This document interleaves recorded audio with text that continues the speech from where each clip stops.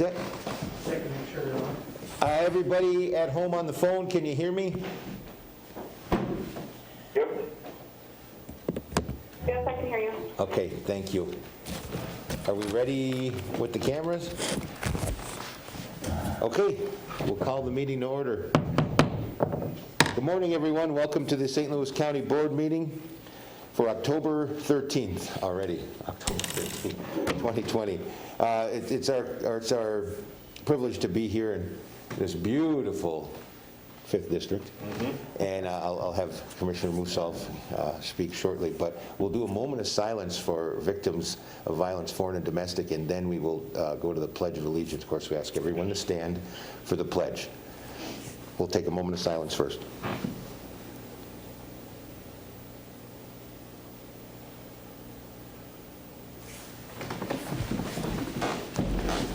I pledge allegiance to the flag of the United States of America and to the republic for which it stands, one nation, under God, indivisible, with liberty and justice for all.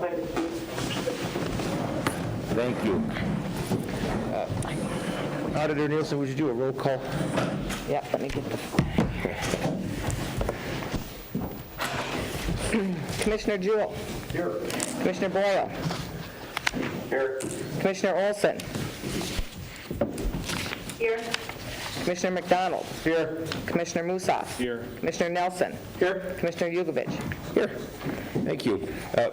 We are in Commissioner Musov's district. If you'd like to say a few words, or if there's anyone here. Yeah, absolutely, Chair. It is nice to be out in beautiful Solway this morning. The sun was shining, so that always brightens a little bit of the day. A long road in for me this morning, but it's great to be here. So I thank you for that. Thank you. Okay, we'll move on to citizens. We'll be able to report that the citizens are allowed to address the board that are not on the agenda. Speakers will be limited to 5 minutes each. Is there anyone who is signed up? Okay. Do we have any calls or anyone? Okay. Yes. Mr. Chair, I'm not doing this as a citizen, but I brought some stuff with me today, and I would like to share it with this board. And it's a very, these are tough times with, especially for our senior community. And imagine celebrating your 100th birthday, and you can't celebrate it with anybody because they can't come in. But the picture that I shared with everyone is actually a picture of my Aunt Gladys, who lives between here and Proctor, or lived for many, many, many years. Gladys is one of 13 kids, the last surviving member of that family of 13 kids. But Gladys and her husband Arnold were very, very active in 4-H in southern St. Louis County for almost 50 years. Mother of 6 children, lived on that farm, and of course their kids got active in 4-H, and Arnold and Gladys stayed active in 4-H. And also in the South St. Louis County Fair, where she served for many, many years, helping out with the South St. Louis County Fair. But Gladys turns 100 at an assisted living center, not that far from here, in about 7 days. It's the 14th today? 13th today. 8 days. At least that's what we think. Because the truth is Gladys was born at home. And she honestly does not know what her birth date is exactly. She knows roughly when it is, but she doesn't have an exact date. Was it this night at 11:56, or was it the next morning at 12:01 or 12:07? But she celebrates the 21st as her birthday, and it's just. I think as I've thought about this for the last couple of weeks, I was excited to be in Solway, so close to our home.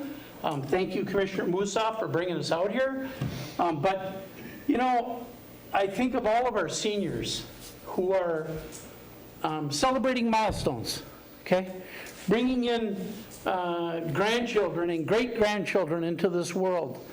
And not being able to have that personal contact. And it has to be tough. It's not just for, in this case, someone who's turning 100, okay? By the way, she's as sharp as a tack at 100. Kevin, okay, I want you to note that, okay? At 100, she's as sharp as a tack. Mr. Chair, I would like if we, because I got to tell you that her group watches county board meetings. It's just what they do, okay? Could we sing her happy birthday? Absolutely. Commissioner McDonald tells me he's got a great voice, okay? And he's offered to lead us, okay?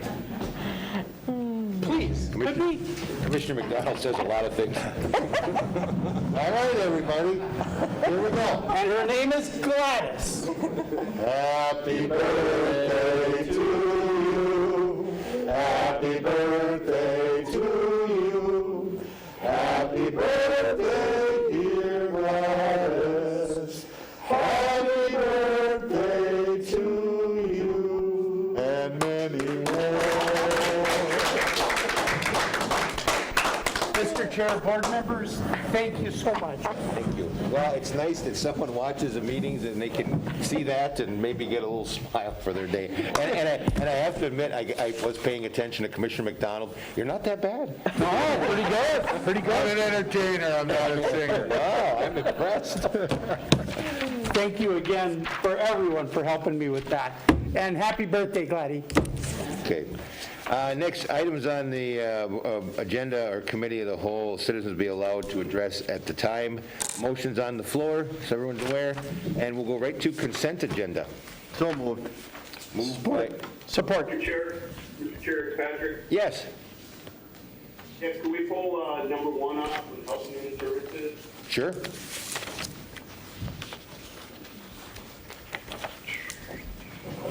Who moved the second to that?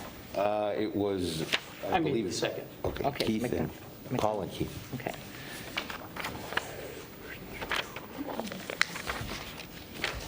Okay. We need a roll call. Mr. Chair? Sure. The one that's being pulled down, just, do we have any background on that at all? Patrick, do you have any background on that? Just Commissioner Nelson asked if there was any. It's really, you guys got a replacement yesterday afternoon for Yeah. Diane. We were accepted that award already, so we just want to move on it 2 weeks earlier, get those flu shots out to the community. So it's pretty simple. And that is letter 2343, I think everyone's got it. Oh, Commissioners, just to note, we did approve the application for the grant. We've already been noticed of the receipt of the funds if we can accept them. So this is 2 words are added to it, and Commissioner Boyle will talk to it when we have a chance, and accept. This accelerates the opportunity to deliver these services relative to our health, our flu vaccine project. So there's a sense of timing urgency, and that's why he's asked us to be brought down so that we can both apply for and accept the grant. okay. This will actually be pretty self-explanatory, but we need to vote on the bringing it down for the consent. Could you do a roll call, please? Commissioner Jewell?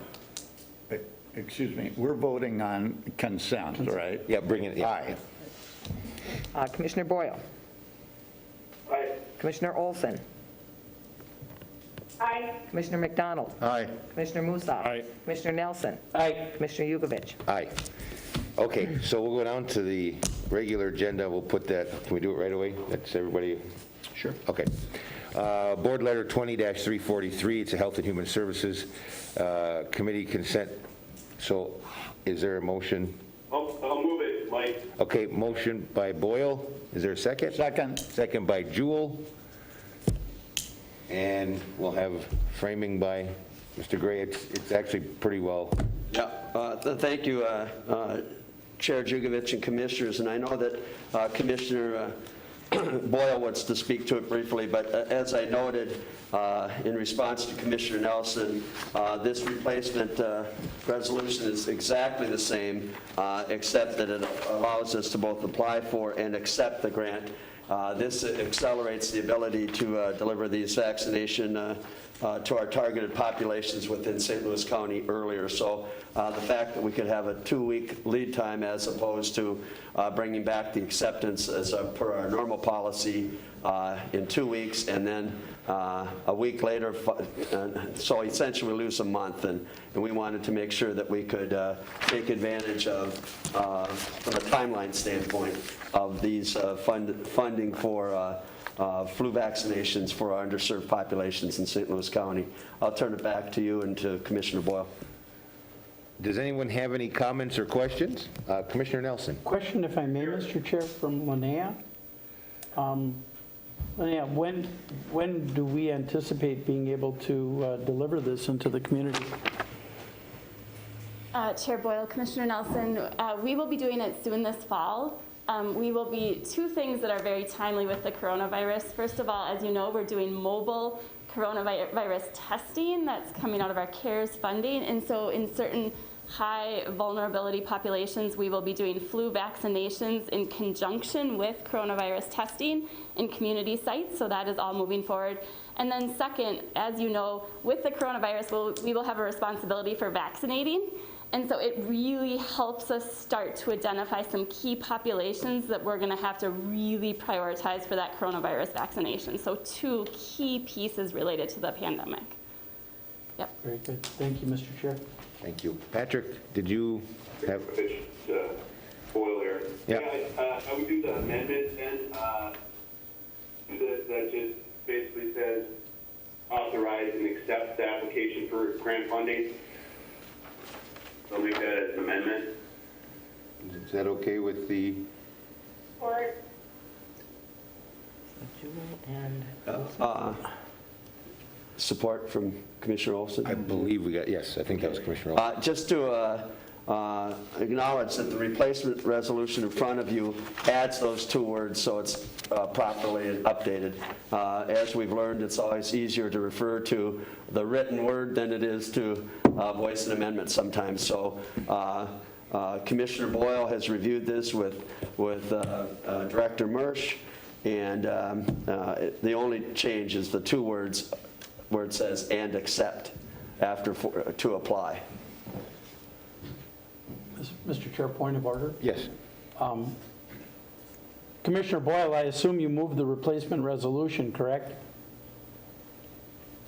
I think Attorney Mackey said this was probably the easiest way is to move it since it was on consent and then amend it. I'll turn to her, but I think that's what got me on this one. 2 votes. Okay. Yeah, so first we need to do a vote on the amendment, and then we'll vote actually on the resolution. Okay. so Yep. Boyle and Olson moved the amendment. Yep, Boyle moved, Olson supported, Okay. if I'm not mistaken. All right. Okay. Commissioner Jewell, Aye. Commissioner Boyle, Aye. Commissioner Olson, Aye. Commissioner McDonald, Aye. Commissioner Musa, Aye. Commissioner Nelson, Aye. Commissioner Yugovich. Aye. Thank you. So now we need to vote on the resolution itself. Chair Jugovich, to the resolution. Yes. I just wanted to, again, emphasize how this 2 weeks is so very important. It's important any year to get this moving forward to our community, but especially this year, with the pandemic and then on top of it, influenza season and people moving indoors quickly.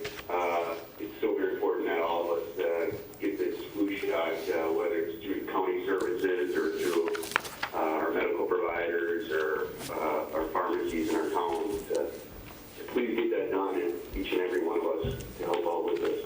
Thank you. Thank you. Commissioner McDonald? Yes, thank you, Mr. Chair. I think what we did in Ely with a drive-in flu shot clinic at the hospital echoes what Commissioner Boyle has said about the people that are interested this year. They went through 400 doses in a blink of an eye up there last Saturday, and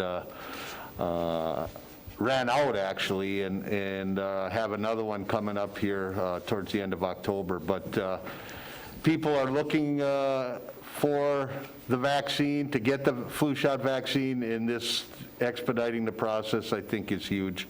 So I would concur with Commissioner Boyle on this. Thank you, Mr. Chair. Thank you. Anyone else with comments or questions? Okay, can we have a roll call, please? Commissioner Jewell. Aye. Commissioner Boyle. Aye. Commissioner Olson. Aye. Commissioner McDonald. Aye. Commissioner Musaf. Aye. Commissioner Nelson. Commissioner Yugovich. Aye. Thank you. Motion carries. Move on to the regular agenda under Finance and Budget.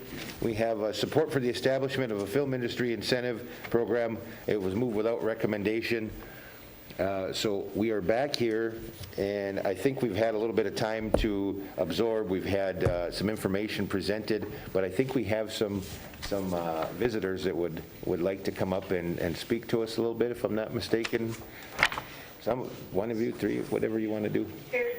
Chair Judith, would you like someone to move it first? Sure. But, yes. Okay, moved by Commissioner Olson. Is there a second? Support. Support by Commissioner Jewell. Okay, let's, Thank you, Chair Jugovich. Commissioners, you see before you a resolution that was taken from the comments and input from commissioners at our Committee of the Whole board discussion last week. Very briefly, it identifies support for the concept of establishing a film industry incentive program, directs staff to look into the establishment of such a program for future consideration by the board, and also encourages the state to expand support for the state film production tax credit program. As was noted by Chair Jugovich, here to talk a little bit more about this and give you the full picture from an industry perspective are Sherry Marshik, Ricky McManus, and Philip Gilpin. Both Sherry and Ricky are with UFMO, the Upper Midwest Film Organization, so film office rather, and I just appreciate the time that they can, I think, bring this to light and to life a lot better than we can. So I'm glad they're here. Thank you for coming out today. good morning. How are you? Welcome. I'm Sherry Marshik, and a couple of questions came up last week around this, and so we have spoken with many of you, but wanted to make sure that we're here and available for any questions on how an incentive might work, how we can better ensure that St. Louis County workers are employed and businesses are utilized, et cetera. So I'm going to explain the process really quickly and be here for any questions, and then my counterparts are happy to answer any questions as well. Yes. I'm sorry to interrupt. I'm still struggling to hear her. She can stand closer to something near the phone. Is this better? Would you like to move a little closer possibly, or? Yeah, I can lean down. Is this better? we're moving it. All right, we're moving it closer. Yeah, we're moving it closer right now. Let us know what you think or how you hear. Testing. Is this a little bit better? Oh, that's a good one. There we go. How's that? Is that better? Way better. Thank you so much. Okay. Way better. Thank you. So I had delivered a, via email, I sent a packet out, but I've printed for the attendees here. And it's just a quick, the first page is just a quick sort of chart as to how the incentive might work. And we have done some research on this. We are partnering with our partners at the state. And so a suggestion is that, so a production company would apply for certification. They would answer a number of questions. They give us information on their budgets, what their intentions are, et cetera. The Upper Minnesota Film Office approves or denies the production based upon all the answers to their questions. Then the production company comes in and spends money. And I think that this is the most important part to understand, is that nothing goes out before dollars are spent in St. Louis County. Once they are finished, then they submit receipts for validation. So that means that they put together, here's everything that I spent in St. Louis County, and they send it back to the office. We validate, we look through it, and then we say, yes, this is reimbursable, and then that money is sent out to the production company. There are a number of ways that we can do this. I think that's the things that we need to work through in the details with the administration. Either St. Louis County can administer it, the office can administer it, however we want to take care of those funds.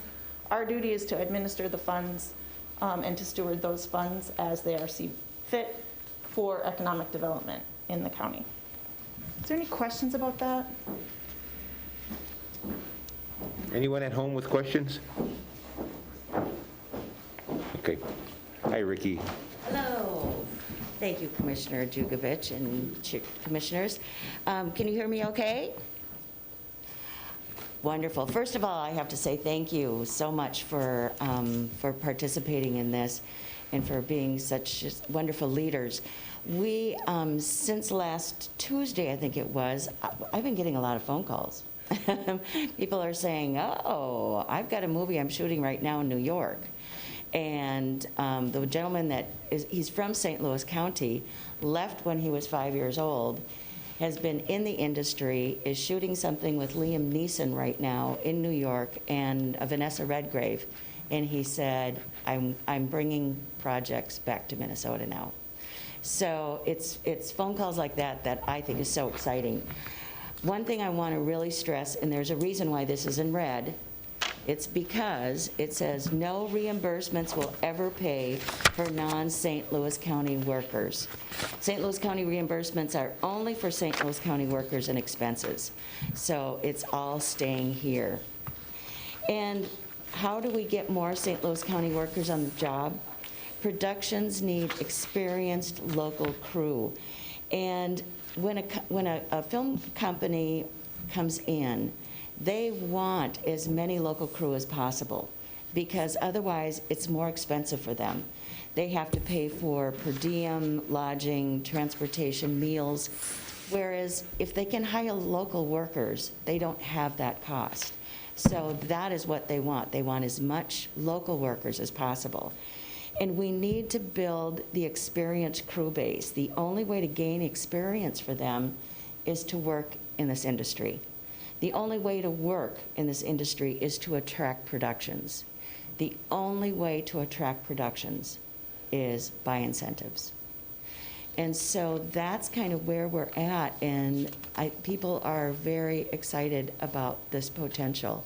And I'm talking to people every single day, many times a day, about what this could mean. Philip. Thank you. Welcome, Philip. Good morning, everybody. Thank you, Commissioners. Good to see you again. So I was asked by Ricky and Sherry just to fill in a little bit from the industry perspective. Last week, the question came up about the role county, state, and other producers are looking for the way to shoot their productions at the lowest possible cost. So if I'm coming in from the outside, or I already live in the region, I'm not worried about whether or not the rebate or some type of an incentive is coming from a city, coming from a county, coming from a state, or all of the above. As I mentioned over the phone last week, there are a lot of states that actually give incentive bumps for rural areas. I was talking about New York and how if you shoot up Newark, in upstate New York, you get an extra percentage on the state tax incentive, et cetera.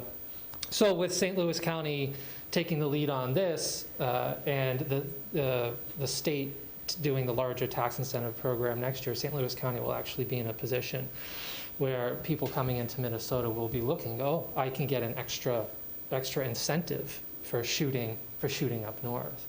And those types of partnerships are very common in other states that have statewide incentives as well as local incentives on top of them. And in terms of demand, I think that's really where my piece of this comes in. Everybody here is familiar with Catalyst. There was really good success last year, thanks to, in part to your support. And it did what it was supposed to do. It put St. Louis County and the region into the eyes of the producers that came in from around the world, and they are now asking, can we come and shoot? I don't know if you saw the news on CNBC in the last couple of days, but Disney is now reorganizing its entire company focused on streaming content. This is clearly an industry not just of the future, but of now, and it's huge. It's multi-billion-dollar global industry. We want to bring as much of it here as we can. And the last piece I'll say about that is in terms of the production and the preparation for it, it takes producers 6 months to 12 months to figure out where they're going to shoot, who they're going to hire, and all the locations they're going to use. So by announcing the intention of an incentive program now, it gives me, a Catalyst, the ability to send out a message to all of our creators that were here last year. Yes, we want you back, and this time we don't just want you visiting for 4 or 5 days. We want you bringing your production, and we want you bringing your money, and we want you bringing the jobs. So that'll give people the ability to start planning for next year to be here on the ground, which is really exciting. And then the last piece that hasn't been announced yet, but it's something that's exciting happening this week, is Catalyst is going to be announcing that our Story Institute and our festival program are being expanded around the country and internationally, which is going to bring a lot more eyes to us and therefore to the region. And it'll be announced on Thursday that new partner we're working with is the U.S. State Department. And they have decided that storytelling is such an important industry of the future. They want to make sure the U.S. is leading in the innovation of how stories are told and how videos are produced. So they are working with Catalyst to help expand access for storytellers and creators around the world, which means when we announce that program, Catalyst is going to be bringing in eyeballs from people all around the world, and for us to be able to say to everybody, yes, not only are we supportive and we want you here, but the county wants you here as well, and they want you to bring your productions here. It's going to be a great boost when we go out and take a survey of how many actual productions are and how much money is out there to come to the county. So thank you very much, and happy to answer any questions from the industry side if you might have. Chair Jukovich, thank you. So I do have one question. First, I'm going to say, I think, Sherry, you reached out, and I'm going to apologize right now for not getting back. This week's been a little hectic for me and my family, and I drove in from Rochester this morning, actually. But I thank you for more info. I just, a few things for us, or for myself, I should say, but the idea I love. I love this attraction to get film industry in Duluth. A few questions that come to my thought process is if we are establishing this money available for any producer or film to come here and stimulate that package, how is there any language or guarantee that, let's say they come here, shoot this film, we'll say it's $1 million, use that $1 million, and the film is a 16th done. Are they finishing that film here, or are they going somewhere else, getting more stimulus, more so on and so forth, or going back home and finishing this film in, say, their office in California, or whatever it may be? If we're putting that investment out there, are we getting anything back, or is it just the $1 million we put up? It's a great question, and thanks for asking it. So in terms of the process, the answer is it depends on, the production can choose to do the post-production process, the editing and everything else after they shoot here, wherever they want. We prefer that they do it here. We prefer that there are editing studios in St. Louis County and that there are editors here where that's part of the growing the job base. I think the heart of your question, though, is they're already spending the money here first. So it's not a situation where St. Louis County is, say, giving a producer dollars, and then they're taking those dollars somewhere else. This program enforces that it's only reimbursable on the money they spend here, and they have to spend it here first. So they're actually putting up the risk. There is no risk here to St. Louis County that the situation you raise could ever be possible. Does that make sense? If I can follow up, Chair. Well, and I understand that on a reimbursement. So let's say if XYZ producer spends $1 million in St. Louis County, meets the criteria, they've shot very little portion of their film, and then let's say goes to upstate New York, receives another $1 million. So we only saw that first little portion, just enough to get the reimbursements and then go to another location. Is there any way to lock them in? And I'm just saying content. I understand the production side of things are going to be done somewhere else. But the shooting of the content, which we're trying to attract to get the people and put our people to work for, you know, just to finish the scenario other than just receiving what we put up. Sure, yeah, many productions will shoot in multiple locations, especially the larger ones. I think the types of productions that you're talking about that may shoot in multiple states or even multiple countries are typically the larger studio features. And those are the budgets where you get north of 10, 20, 40, $50 million. It was just announced that the new television series Amazon's doing, they're doing a new version of Lord of the Rings books. I'm a big geek fan from when I was younger. They're spending $1 billion producing that series over the next few years. So they're going to shoot that in many places around the world. So some productions will have some locations that are here and some locations that are elsewhere, but that's why it's important that we're requiring them to spend money here first, and they're only getting the reimbursement on whatever they spend here. So in other words, they're not going and spending money somewhere else and having that part of that production paid for by St. Louis County. So, sure. I just want to add to this. This is 20 or 25% of what they are going to spend here. So it's not, so they are going to spend, so if it's $1 million, they have to spend $4 or $5 million in St. Louis County to get the 20 or 25%. So the amount they spend is much larger than the amount they get reimbursed for. And that's key to this, is it's not just our money that's going to do it, but they're bringing additional money to make this happen. And I think that's really, really important. Is it, sadly, a catalyst for generating more work? Does that make sense, Commissioner Musa?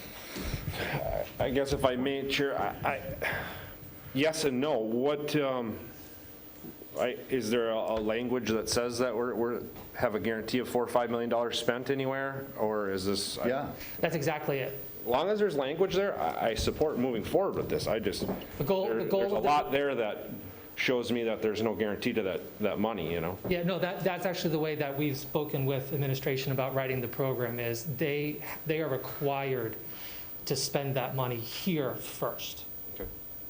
And that's the bottom line. So At a percentage like that, though? What's that? At a percentage, an aggressive percentage like that? Is it a 4-to-1, a 25%? 25% is the rebate percentage that we're looking at. So for every $1 million they spend here, they get reimbursed $250, or whatever the scale, whatever number you pick. For every $400,000 they spend here, they get $100,000 back. But that's only after the production has spent it. Thank you. Yeah, that's the point of that, is to have that protection. Thank you. Commissioner Nelson. Thank you, Chair Commissioner Yugovich. First, I just have to comment on the high level of production here when we use a styrofoam cup to hold up the microphone. By the way, whoever thought of that, great idea, okay? But yeah, it's a high level of production.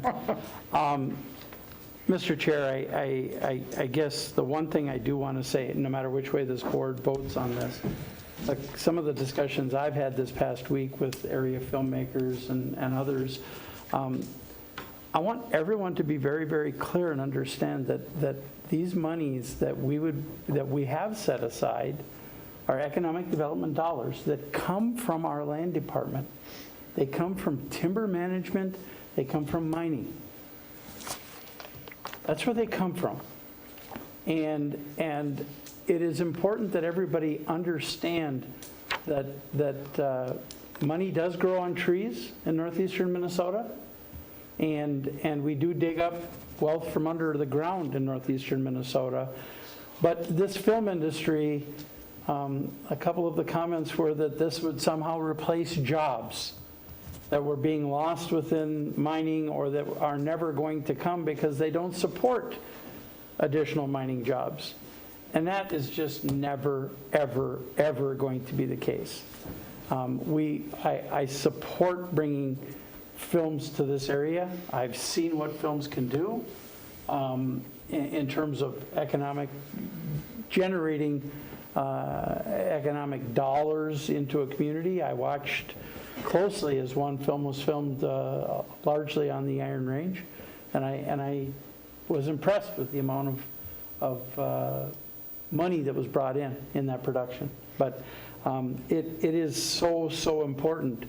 And the same thing when they're going to the IRRB and asking for dollars. Those are dollars that are coming from mining production.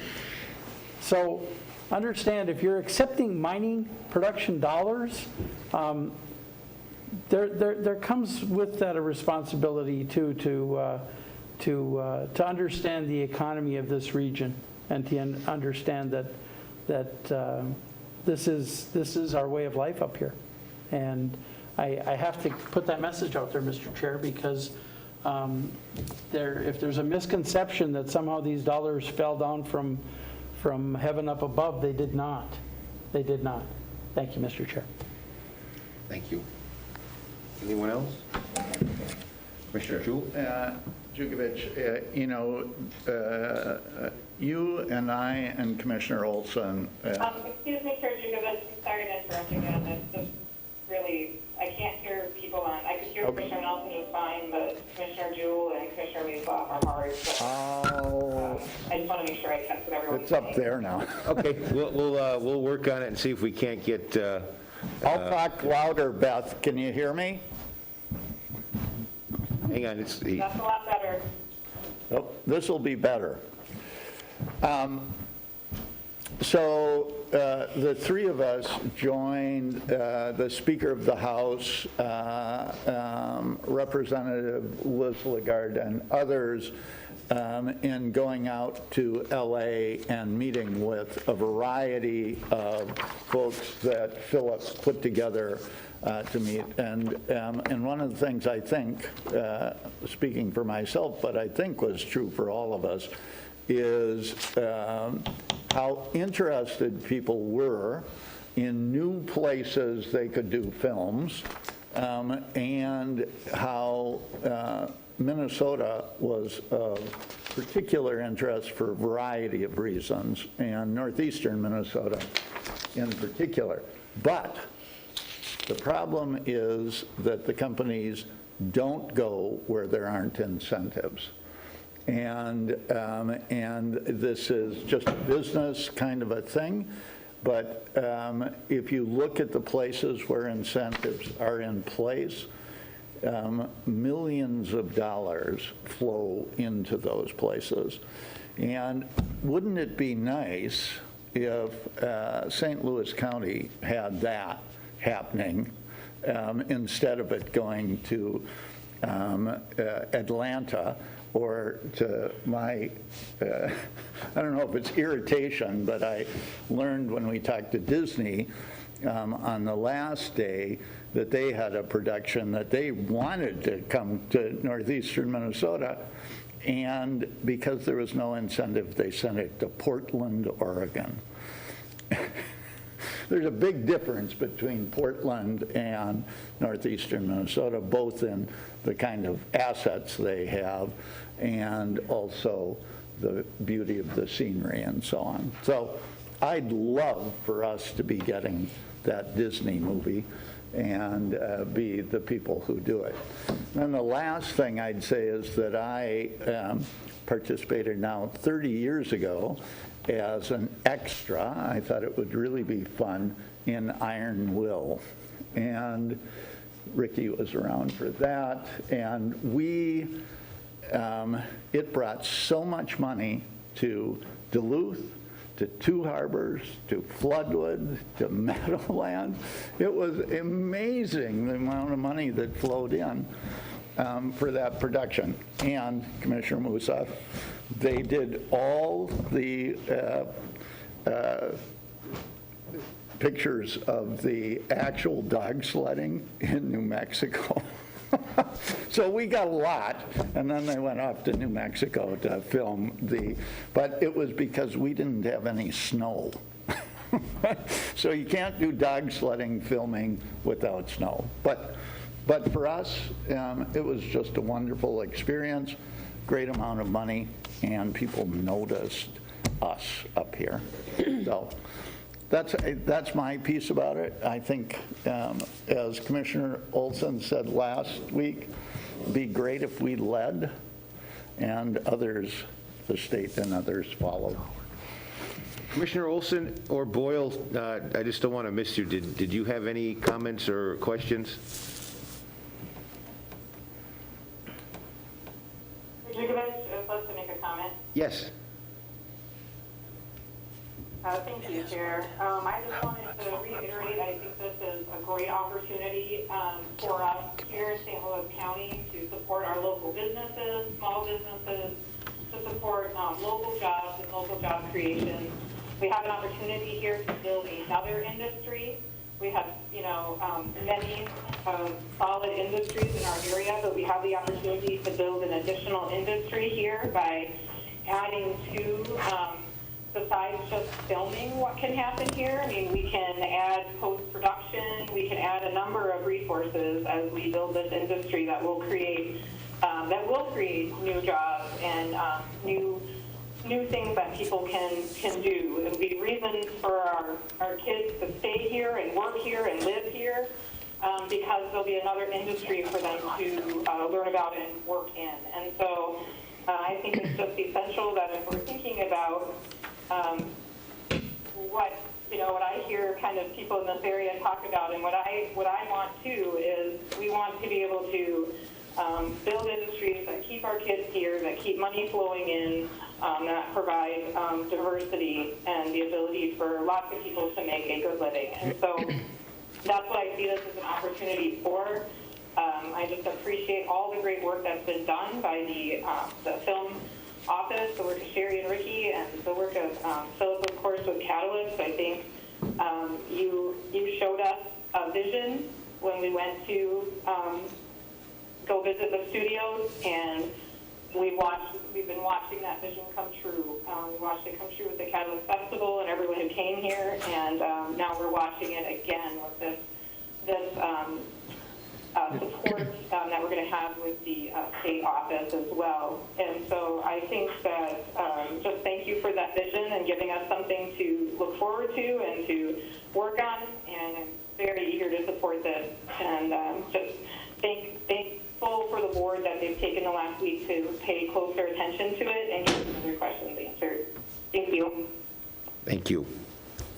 Commissioner Nelson? Thank you, Mr. Chair. This is a general statement, not to the film industry, but, we in government, not here, every place, we've created this environment where unless you are giving out money, corporations don't come. They don't come for filming. They don't come to build offices. They don't do anything. And it's because they become so dependent on these incentives. We didn't invent this game, but the truth is, you either play in the game to some extent, or you watch these things go elsewhere, and that's disappointing to me, because I am not a big believer in corporate welfare, folks. I'm just not. But I understand the economics of this. And I think we should at least continue to look at it. It's there's nothing precluding any one of these films coming back in front of this board and saying, we're thinking about filming our entire film here in St. Louis County, and we're thinking about spending X amount of money. What would you participate with? Nothing precludes them from doing that, even while we're doing this. I mean, what we're saying here is we have to go out looking for them, and yet you know, the onus falls both ways. They also should be coming here looking, if that's what their desire is, if they're looking for a location to shoot. You know, it wouldn't take too many phone calls to find out whether or not it would come back in front of this board and receive an incentive to do so. So, but again, I'm not happy with the situation as it has been created over the years, and I've said this many, many times. It's not the first time I've said this. So it is, but it's the game we're in, and so you either play or you lose out, and that's just the cold hard reality. But this doesn't lock us into anything. This resolution doesn't lock us into anything. I don't think that this resolution puts undue onus on our administration, but it does at least create the opportunity where the state and others are going to have to step up and try and figure this out, okay? The ITRIPL needs to step up and try and figure this out. And quite frankly, I need cities like Duluth with that $12-13 million worth of tourism money to try and figure these things out as well, because that tourism tax that they have is money that St. Louis County does not have. I mean, that's just as simple as that. It's just money that St. Louis County does not have in its coffers dedicated to these types of endeavors. And it's because statute doesn't allow us to set aside those types of dollars. It just does not. And please, look at what we're allowed to set aside within our land department. It's pretty constrained, folks. And we've done a lot of good things with it, but we're not. County government is nuts and bolts government. That's what we are. We're nuts and bolts government. Not a lot of razzle dazzle. It's why we don't end up in the news all the time. Okay, that's why there's not a microphone stuffed in one of our faces every day, like there are to mayors and state reps in our area. And it's because we are just nuts and bolts. Thank you, Mr. Chair. Thank you. Sure. Anyone? Yes. I'd just like to add, I think what this resolution does is two things. One, it sets us on a path to move forward to define what a incentive by St. Louis County would look like. And secondly, as Commissioner Nelson has made clear, it says to the state, let's get going. I also think it sets us up for all of those conversations with others to participate, because we're leading. And when we lead, that is the place where we get to do that. And so we're going to be, I'm sure, talking to those other partners that Commissioner Nelson has mentioned, the city, the IRRB, the city of Virginia, the city of Hibbing. Chisholm already is in the game and working. So, you know, there's going to be a lot of conversation that will take place. But the fact that we are leading is, I think, key. And I think that that will help us. And my understanding is that both Senator Tomassoni and Representative Liz Lagarde have come out in support of us going, as has the Minnesota Film Board. So we have support for all of this, and we should get going. Thanks. Thank you. Anyone else? I've got a couple of comments. I'll be the first to tell you that these jobs and these dollars that come into St. Louis County are very, very real. As Commissioner Jewell said, I've seen it in Chisholm, whether it be North Country, the Harbinger. It's when they had the last film shot in Chisholm, the hotel was full. Anywhere you could rent a room was full. The restaurants were full, gas stations. There was a lot of generated dollars just because people came in and they needed a place to stay, they needed somewhere to eat, and you know, the watering holes were busy. It was, everybody got a piece of the pie. That being said, as far as St. Louis County goes, I want St. Louis County to be a player. We need to be a player. I'm not exactly sure what it means. I think it's critical that administration get a good look at it, find out where we need to be. I do believe that Commissioner Nelson hit the nail on the head. We should be part of a bigger team, and we need the state of Minnesota, the city of Duluth, to jump in and say, we're with you. We believe in this. We're going to move forward. At some point, I think it happens. The reality and the information that comes before us is too good to ignore. I mean, these are revenue-creating projects that behoove all of us, whether it's the building trades working, your bars, your restaurants, your hotels, your bed and breakfasts, anyone who's got a room to rent. At the end of the day, it works, and it helps, and we can be a player in this. And I think at some point when the state gets on board fully, and I believe at some point they will, you will see the productions coming here, because it just doesn't make any sense to have a movie shot somewhere else. We have one being shot right now in northeastern Minnesota, and they're worried about the possibility of having to move up to Canada because there aren't incentives. Does that happen? I'm not sure.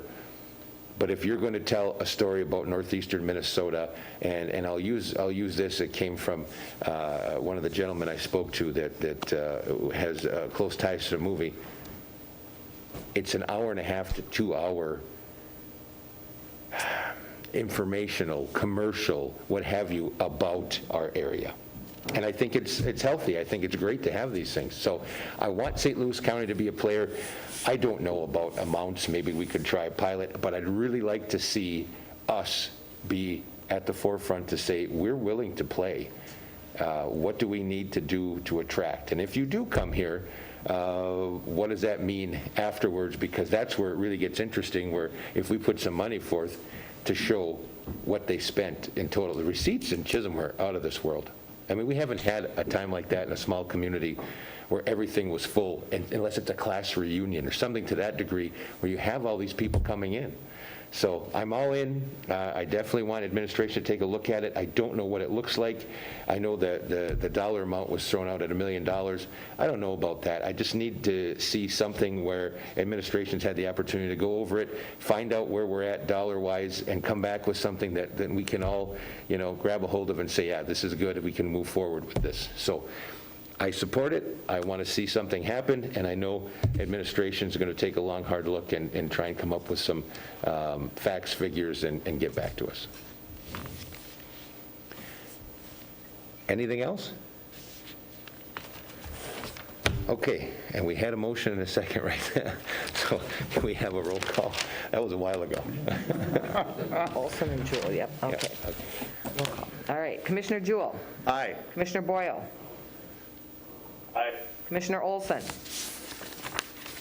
Aye. Commissioner McDonald. Aye. Commissioner Musaf. Aye. Commissioner Nelson. Aye. Commissioner Yugovich. Aye. Thank you. Motion carries. Thank you, everyone, for coming. We appreciate it. That will end the portion for the regular meeting. Is there a motion to adjourn? So move. Support. Second by McDonald. Could you do a roll call? Commissioner Jewell. Aye. Commissioner Boyle. Aye. Commissioner Olson. Aye. Commissioner McDonald. Aye. Commissioner Musaf. Aye. Commissioner Nelson. Aye. Commissioner Yugovich. Aye. Okay, thank you. We'll take a 5. 5 would be great. Who moved in?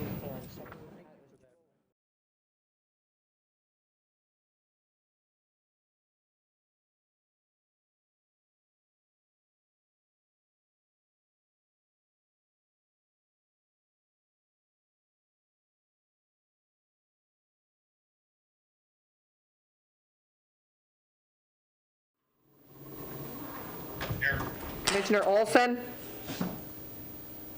Here. Commissioner McDonald? Here. Commissioner Musaf? Here. Commissioner Nelson? Here. Commissioner Yugovich? Here. Thank you. Okay, move on to the regular agenda under Health and Human Services. Chair Boyle. Move the consent agenda first, Chair. Oh, I'm sorry. Thought we, Didn't we? we did the consent agenda, last number 2 by Yeah, Nelson and we- Jewell, and that's what that roll call was for. Yeah, that was actually the consent agenda roll call. Oh, okay, all right. Okay, so number two has been brought down. Okay? Yep. Okay. It'll be the third item. Okay, so Chair Boyle. Chair, first up, we have distribution of fund balances for community health priorities, community-based addition projects 20-370. Support. Support, is George still there? Does she want to kind of go through this list, or does She is here. Mr. Gray want to? Chair Boyle, this is Kevin, and Director Mersch is here. Very briefly, the action before the board is to authorize a transfer of approximately $365,000 from our Public Health Innovation Fund balance account towards community-based projects. Specifically, these grants are in the amounts of between $20,000 and $100,000 and are for purposes of promoting mental wellness and increasing mental health support, developing initiatives or programs to curb and address youth substance abuse, and to address food insecurity. And Director Mersch will expand on it, and I'm very, very pleased to bring this to the board as Linnea and her team continue to look at ways to better serve our population across the spectrum of challenges that we face. So this is a great opportunity. I'm excited to present it to the board.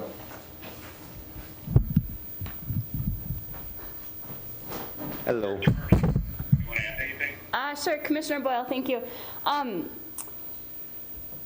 I thank you, Administrator Gray, for that introduction. I think I would just make 2 additional points. One, in public health, we are completely reliant on state and federal grant funds and revenue streams for the work that we do.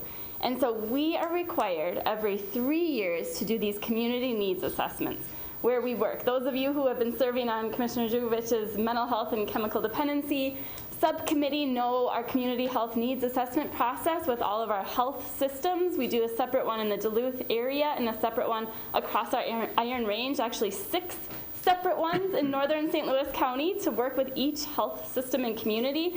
And those are meaningful processes. We're listening to our communities, we're looking at data points, and we're really going through an active focus group process of saying what are the underlying health needs and what is it really going to take to make a difference in health for all. And so we do this process, and we're required to do this process, and yet the work that we do as a public health agency is completely reliant on funding streams. So we mostly do home visiting programs because those are the majority of the funds at the state level. And we meet the minimum of our 6 core mandated areas of health responsibility. But we have been trying to strategize, how do we really start aligning our system to be doing more in the areas that are every 3 years showing up in our community needs assessment, because they're not changing. Mental health, mental wellness, chemical dependency, substance use, you're seeing specifically showing up youth substance use, and then food security, quality of food, food access. Those are showing up across all of our communities in St. Louis County. And so similar to when I was in the budget and finance seat in county administration, where we created the public safety innovation account from budget savings to redirect as seed money and pilot some things, we did the same. The county board supported 2 years ago, so fiscal year end 2018, we created a fund balance account with just the savings from our public health results of operations. So revenue over projections, expenses under budget. So it's hard to imagine what exactly that fund balance level will be every year, because we certainly go through a lot of scrutiny in our budget process. We're not over levying to support public health. It's really just saying any savings for public health we want to set aside and create a mechanism where we're putting those monies in aligned with these community needs assessments. And so we are using 360 $4,000 of that, our current fund balance account is just over $700,000. And again, with COVID and everything this year, who knows where it will be? So it's kind of we'll have a gradual process, and we'll have an occasional grant-making process like this, where we have a very involved stakeholder process for evaluating the projects, scope, impact, alignment with these community needs assessments, and then evaluation to inform the next round down the road. So. Thank you, Director Mersch. Do I have Commissioner comments, questions?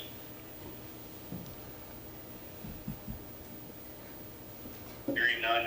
Again, thank you, Director Mersch and your department for doing all this work across North and South.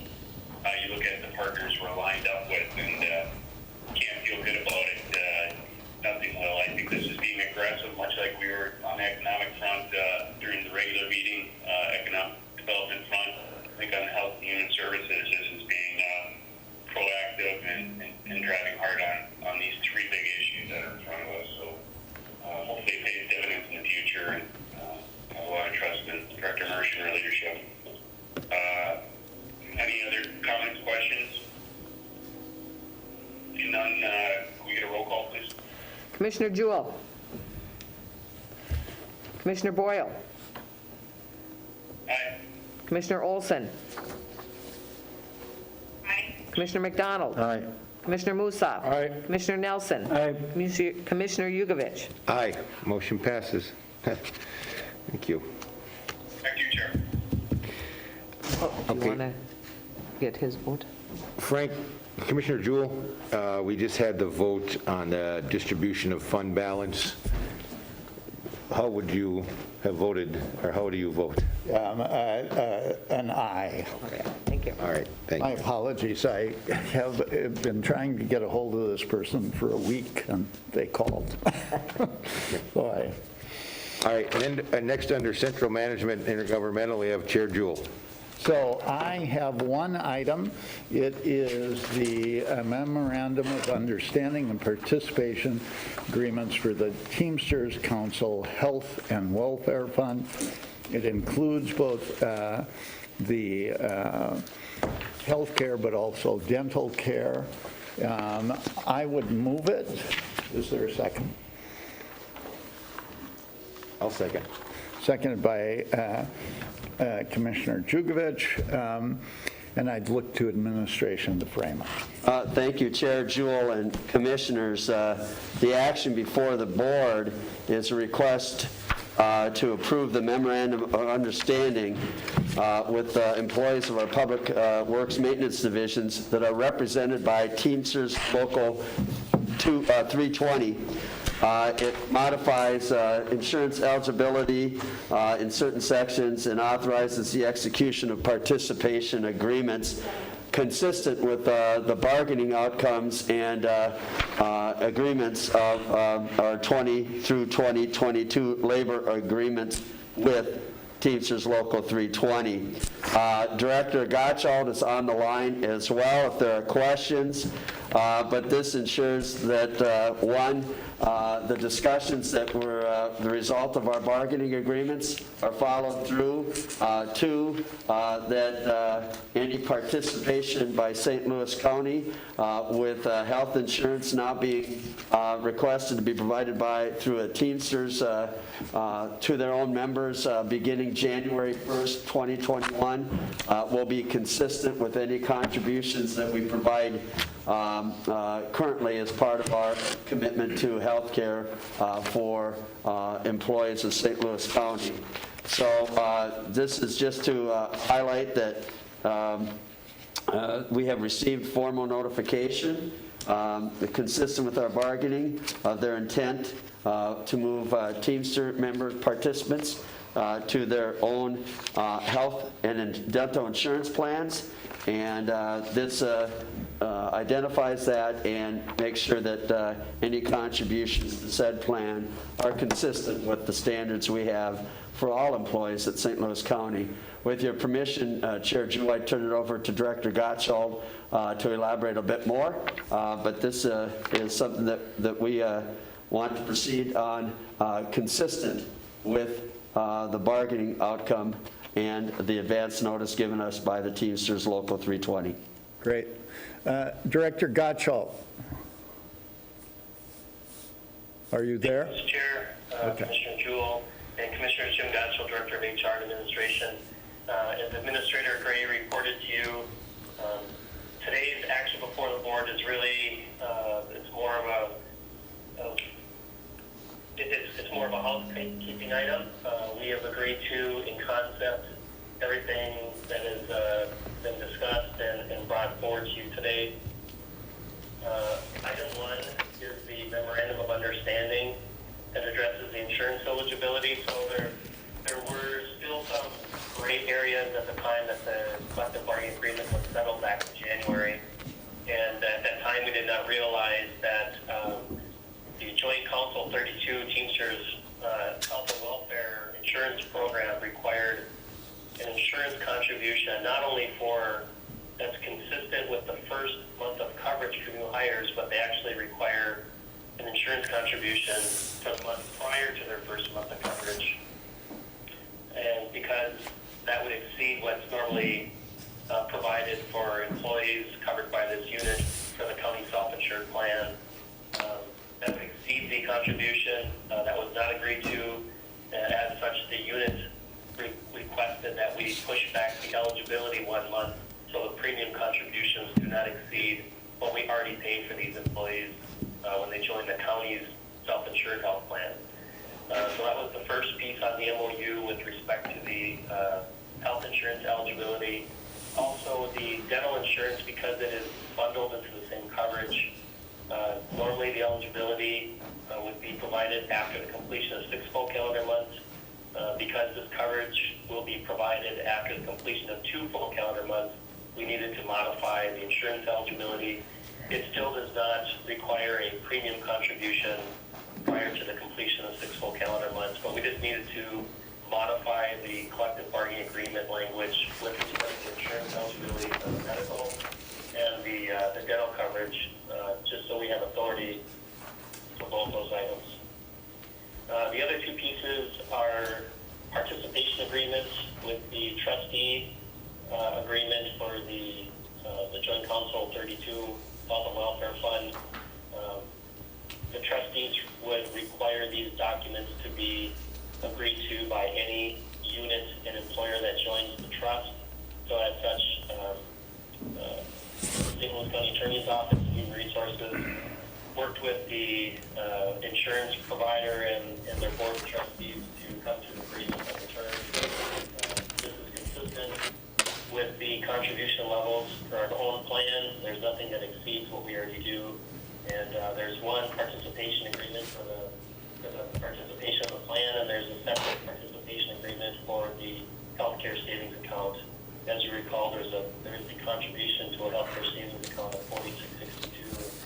You needed to execute participation agreements for both. So, at a high level, these are the 3 documents that are being brought forward to you for your approval today. I'd be more than happy to answer any questions.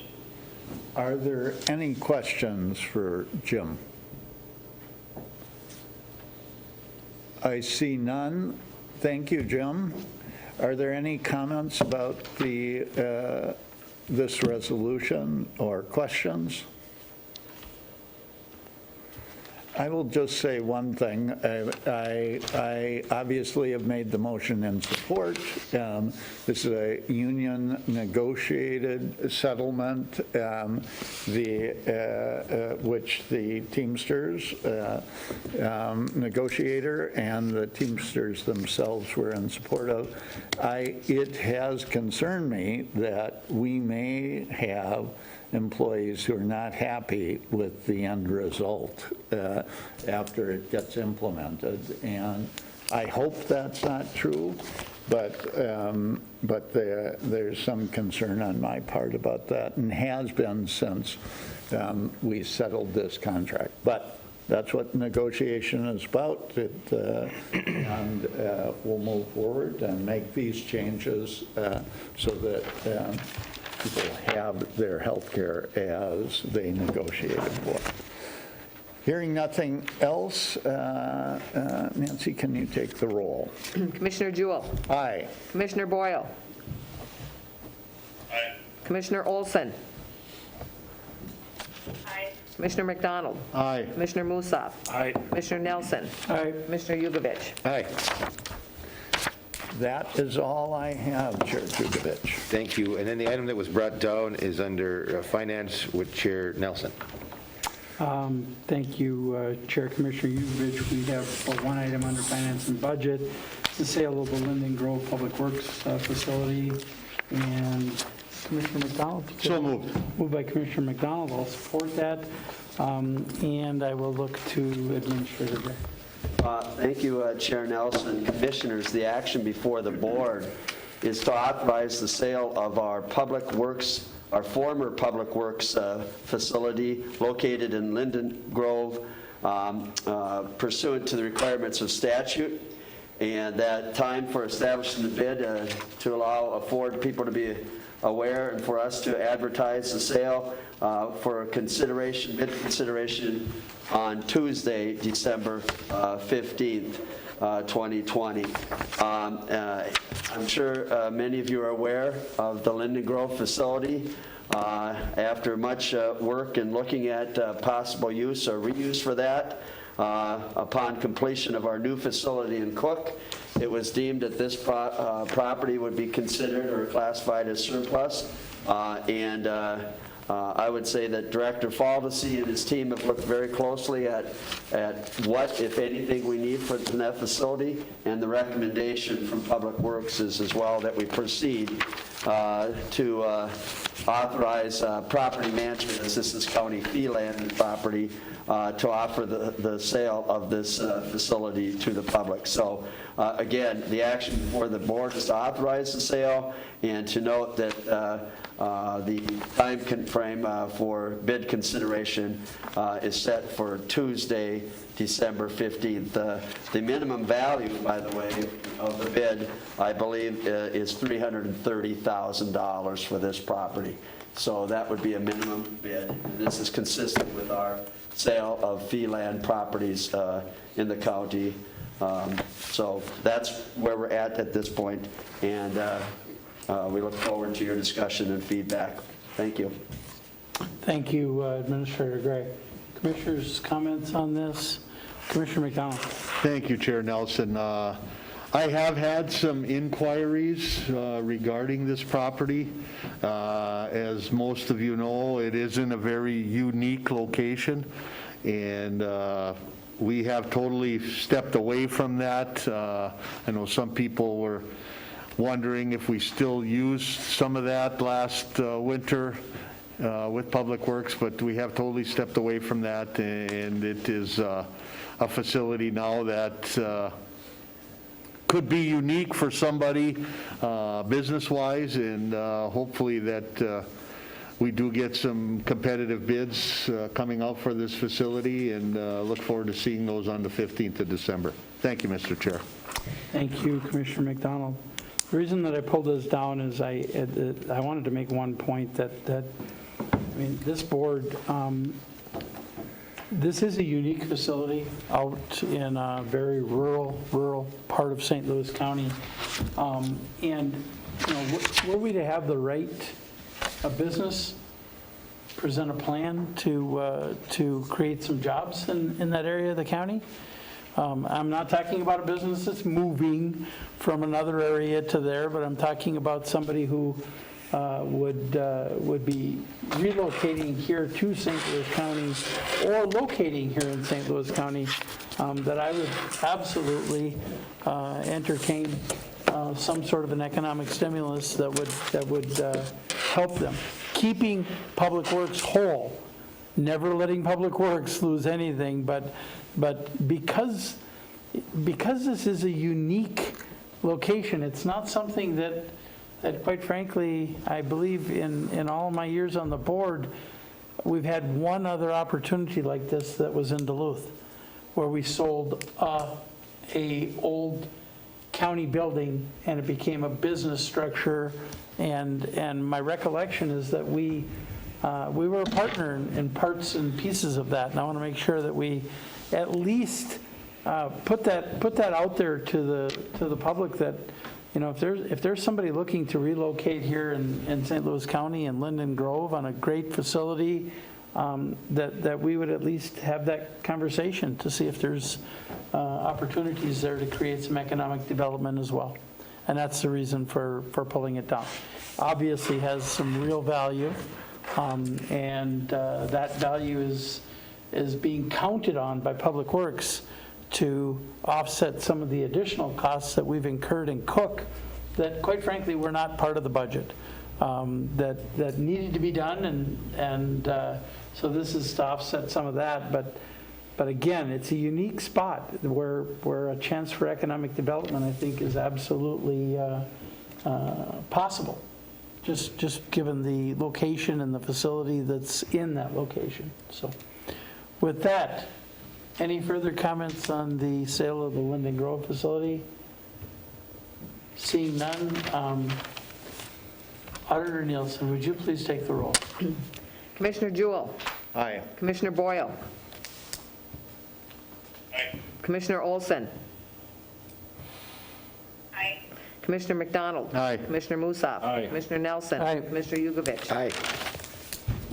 Mr. Chair, that's all I have under the Finance and Budget Committee for today. Thank you. We'll move on to commissioner discussion items and reports. Does anyone have anything? Commissioner Musso. Thank you, Chair. I'd just like to make a comment before we leave today. It's not the first time I have on matters like this, and you know, it's continuing from maybe the development of uncertainty of 2020 and what we have in 2020 moving forward and beyond. You know, this board has exposed me even more and more to middle-class folks working than ever before. And I, you know, spoke last year, late in the year, about the Teamsters and their contract and being fair to employees. You know, it's not employees against management, it's management employees moving forward for a great career. And I just wanted to take a moment today, as you know, some of our folks are moving into mediations with one of our last contracts. That is a very stressful thing. And if we can alleviate stress moving forward for any of our employees, I think it's a great opportunity. And just showing that, you know, and this stress happens to be in the department of a career choice that maybe is more stressful than ever, you know, with current times and our deputies in our sheriff department.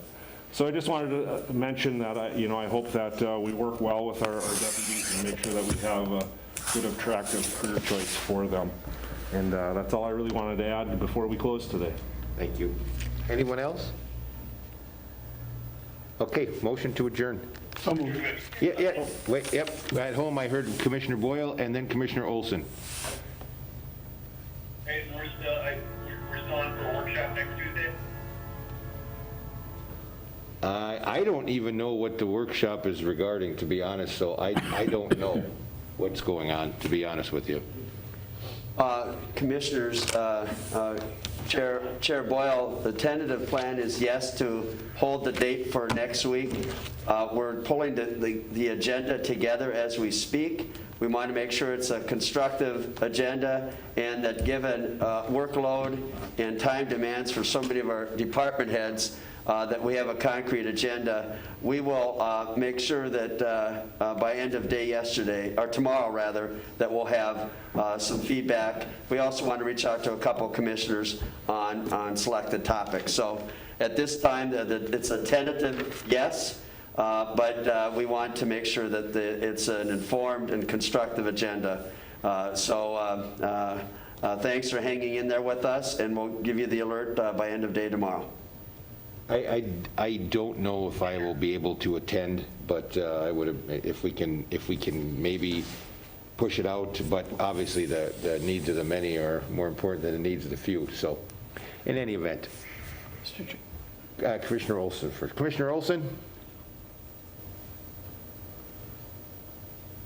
Thank you, Chair Jugovich.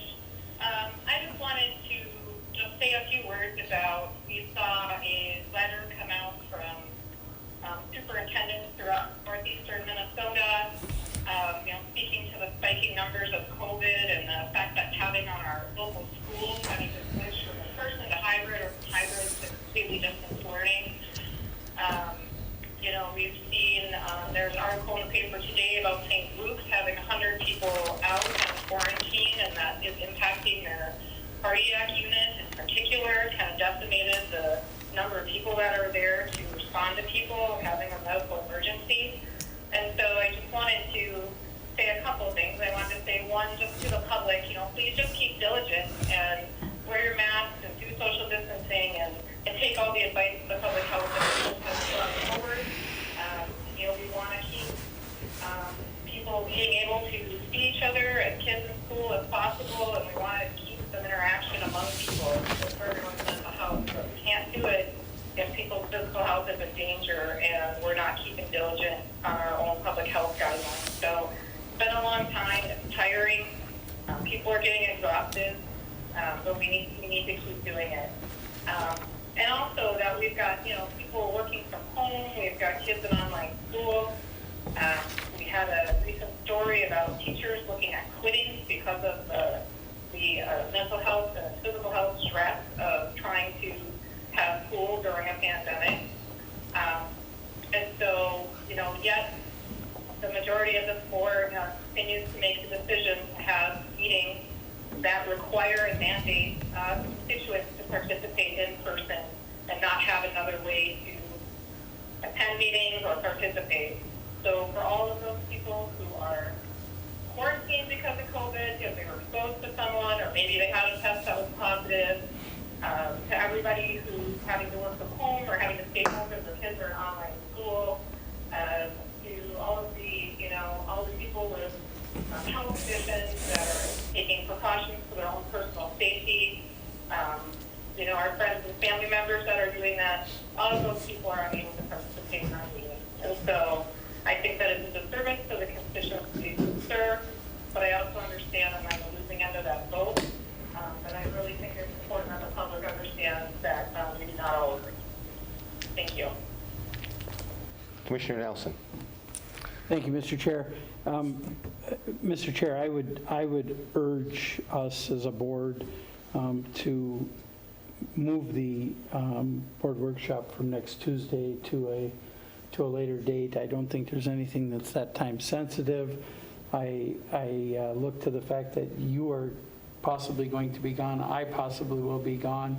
We have a number of my fellow commissioners that are dealing with fairly significant issues within their families, and I would just think that we can find a better date at this point in time than next Tuesday, and I think we should just call that now, and we'll try and find something in November or early December that possibly can fit the needs of administration. Okay. Anything else? Okay, we have a... We need a motion to adjourn. Do we have a motion to adjourn? So move. Okay. Second? Support. Roll call. Yes. Commissioner Jewell. Aye. Commissioner Boyle. Thank you. Commissioner Olson. You saw me take care of that. Commissioner McDonald. Aye. Commissioner Musaf. Aye. Commissioner Nelson. Aye. Commissioner Yugovich. Aye. Thank you, everyone. This meeting's adjourned.